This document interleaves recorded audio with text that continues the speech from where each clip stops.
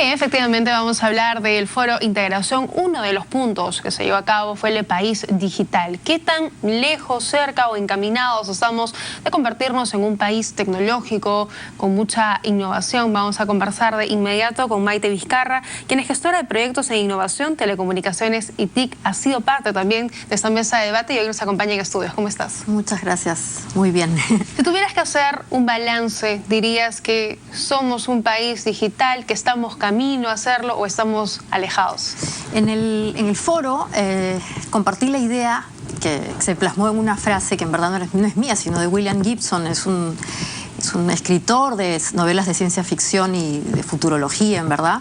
Y yo decía que el futuro ya estaba en el Perú, pero que está mal distribuido, ¿no? Y con eso lo que trataba de explicar es que en efecto hay avances en temas de digitalización en el Perú, en el sector público, en el sector privado, hay iniciativas, pero el asunto está en que esto no termina de volverse constante y en efecto los beneficios no se redundan o no se sienten para muchos más peruanos, ¿no? Entonces el reto, creo, en lo que queda de cara al Bicentenario, y ojalá que también después del Bicentenario, es tratar de que esas islas de futuro que ya existen puedan tener la capacidad de mostrar esos beneficios para más peruanos y hacérselos llegar, en verdad. De acuerdo, es que hace unos 10 años decíamos en el futuro, hoy estamos hablando de ese futuro, hoy es realidad, ¿no? Y es bien cierto lo que tú dices, que en algunos sectores está bastante notoria esa modernidad, esa modernización, pero hay otros lugares alejados al interior del país, que lo comentábamos en la pausa, donde ni siquiera ha llegado la electricidad y pensar en tecnología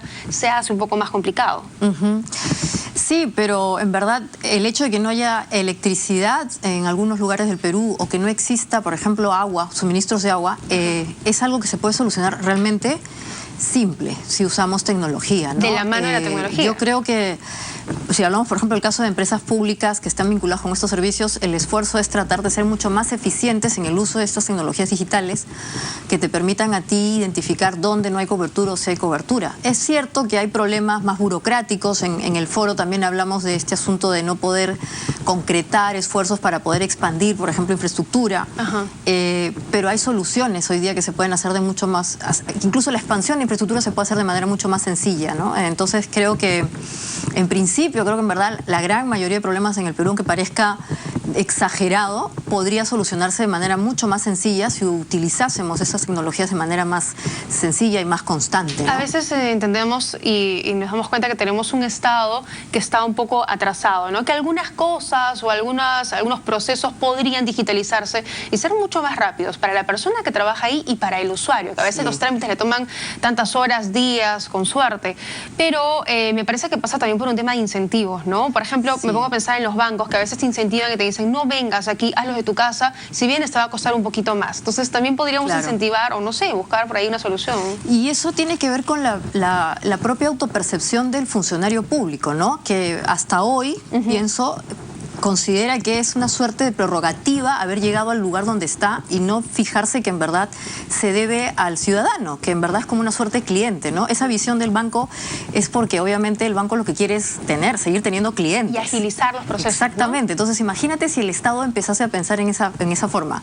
Los ciudadanos en verdad son mis clientes y yo tendría que darles el mejor servicio para que me sigan prefiriendo o en el mejor de los casos genere esta suerte de fidelidad. Entonces creo que pasa también por ese cambio de mentalidad que es propio también del tema digital, ¿no? El hecho de poder vincularse de mejor manera con los consumidores, que en este caso son ciudadanos, ¿no? En el caso del Estado. ¿Cuál es la ventaja, justamente para ese ciudadano que nos está viendo, que ha sido y te ha escuchado en el foro, de pasarse de la tecnología, de adaptar o la tecnología a su día a día, ¿no? Sí.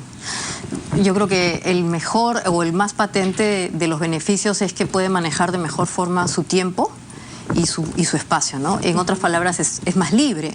En una ciudad tan compleja como Lima, en donde el tráfico es en verdad un problema, o sea, se pierde muchísimo tiempo trasladándose de un punto a otro, imagínate poder hacer todas las transacciones con el Estado a través de un smartphone o de la propia computadora o incluso usando un menú de SMS, ¿no? De mensajes de texto.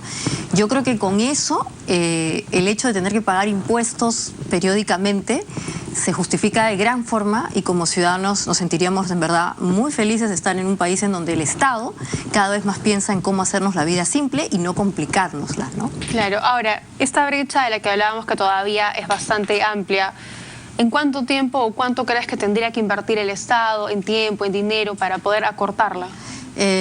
Si hablamos de infraestructura, el tema es más complejo, porque en verdad ahí las inversiones implican también tiempo, ¿no? Tenemos el caso de la famosa red dorsal, que es esta infraestructura que se ha desplegado ya en el Perú para comunicar al resto del país y sobre todo a las poblaciones del interior, los caseríos, las zonas rurales. Sí.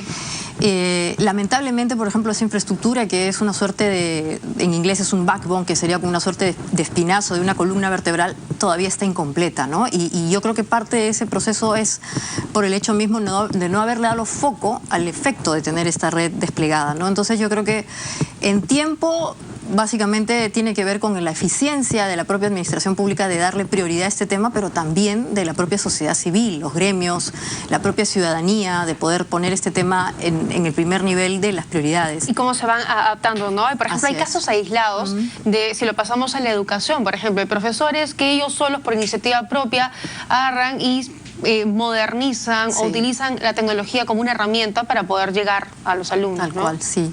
Ahora, en el caso de la educación en el Perú, como también lo dijeron en el foro, hay avances. Lo importante allí es que a los maestros se les dé la oportunidad de entender también el fenómeno digital, porque ellos, al tener el contacto más directo con los alumnos, son como una suerte de evangelizadores. Entonces imagínate, si los maestros entienden el fenómeno digital, se sienten en verdad digitales, es obvio que los alumnos y los muchachos, las escuelas, lo van a entender y lo van a poder ver, ¿no? Bien, sin duda, sin duda. Qué importante es hablar de estos temas, Maite. Gracias por acompañarnos. Gracias a ustedes. Esta tarde, y estaremos conversando también, por supuesto, más adelante de los avances y todo lo que vayamos logrando. Cerramos este segmento y cerramos también esta hora de noticias. Se quedan luego con Catherine Donaire. Chao, chao. Segundo Foro Integración al Bicentenario, organizado por